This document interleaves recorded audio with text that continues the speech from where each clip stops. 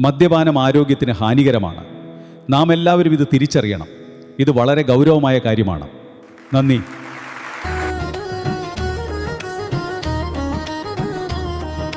ഇന്നും തലക്കുള്ളിൽ നീ പറഞ്ഞൊരു വാക്ക്, കുപ്പിയുടെ ചുവട്ടിൽ അടഞ്ഞു പോയ രാഗം, മനമാവൃഷിരാപ്പ്.